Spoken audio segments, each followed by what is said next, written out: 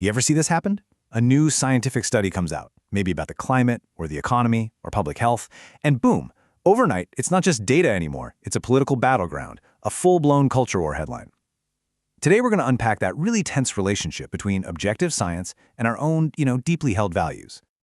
And that's the big question, isn't it? At what exact moment does a simple fact get picked up and turned into a political football? We look to science for answers, right? But what happens when those answers start to bump up against the things we really care about, politically, morally, even personally? How do we even begin to navigate that minefield? Well, believe it or not, this is not a new problem. Way back in 1991, a philosopher named Joseph F. Hanna wrote this really fascinating paper that just completely dissects this whole issue. So today, we're going to use his insights as a kind of roadmap to figure out why our facts so often turn into fights. All right, first up, let's just appreciate how deeply scientific ideas are stitched into our social and political world. We tend to think of science as something that happens over there, in a lab somewhere. But its concepts are shaping our laws and our economy in ways you might not even realize. I mean, just think about these things. We use IQ scores to talk about intelligence, the CPI to measure inflation, unemployment rates to judge how the economy is doing. But as Hanna points out, these aren't like rocks or trees. They're not just facts of nature. They are scientific constructs. They are tools that we built. And the decision to use these specific tools has huge political consequences. It shapes everything from how we fund our schools to how we calculate Social Security. So to really get to the bottom of the conflict, we have to dig a little deeper. Hanna argues that this entire debate really boils down to three totally different competing ideas about what social science is even supposed to be for. First, you've got the information model. This is the one we all kind of learned in high school, right? Science is here to give us the cold, hard facts. Its job is to observe, measure, predict, and stay completely out of messy things like values or politics. Its science as this perfectly neutral observer. But then there's the interpretive model. And this view kind of pushes back, saying, whoa, hold on, people are not electrons. We don't just follow the laws of physics. We follow cultural rules. We create meaning together. So for science to work, it can't just observe from the outside. It has to get inside a culture to really understand what's going on. And that brings us to the third one, the critical model. This model takes things a step further and argues that science actually has a moral duty. It says it's not enough to just observe or interpret the world. Science has to actively work to make it a better place, to critique power and liberate people. From this perspective, science is and always should be a political act. So when you lay them all out side by side like this, the clash becomes super clear. I mean, just look at the rows. The information model says the goal is prediction, and values are basically a contamination you need to get rid of. But for the critical model, the scientist is a social activist, and values are the entire point of doing the research in the first place.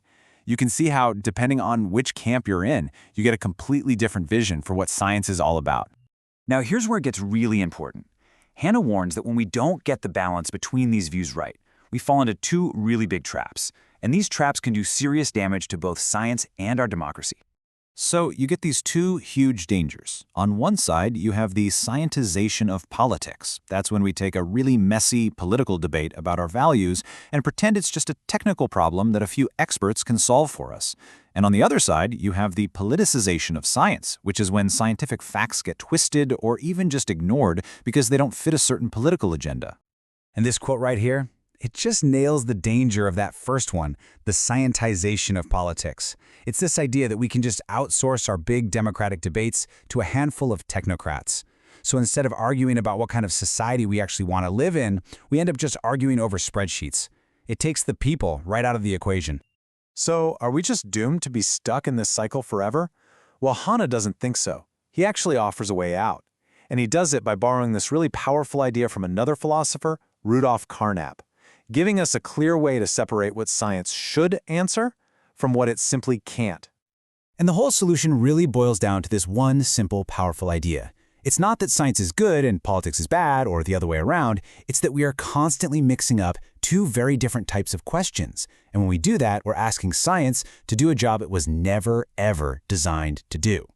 So Hanna says we need to get crystal clear on internal questions versus external questions. Internal questions, those are for science. They're questions you can answer with data and evidence inside a system everyone has already agreed on.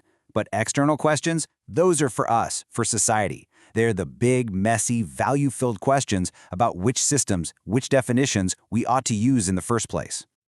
Okay, let's make this real with a quick example from physics.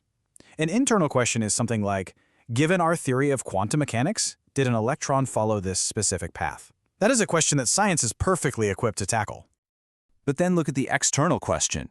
Do electrons really exist? See the difference? That's not a scientific question. It's a philosophical one about what reality is. Science uses the idea of an electron to do its job, but it can't prove its ultimate existence. Choosing to believe in electrons is a pragmatic choice we make about how to describe the world. And here it is, the key. This exact same logic applies to our social and political debates. Science can absolutely answer the internal question. Hey, what are the consequences if we use the CPI to set wages? But it can never answer the external question. Is the CPI the one true way to measure inflation?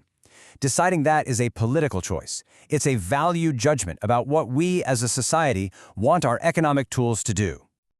So if we can learn to keep these two types of questions in their own lanes, Hanna argues that we can build a much healthier and, frankly, more productive relationship between the world of science and the world of democracy.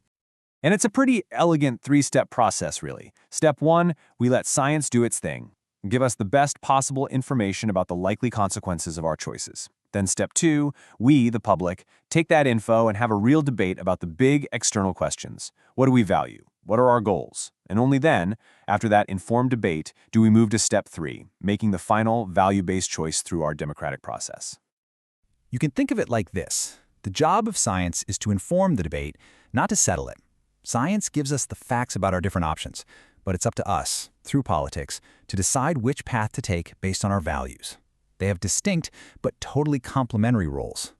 So, this leaves us with one last massive question. Hanna's framework gives us a process, a way forward, but it doesn't make the choices themselves any easier. When a scientific fact points us in one direction, but our collective values are pulling us in another, who gets the final say? That's not a question for the experts to answer. That's a question for all of us.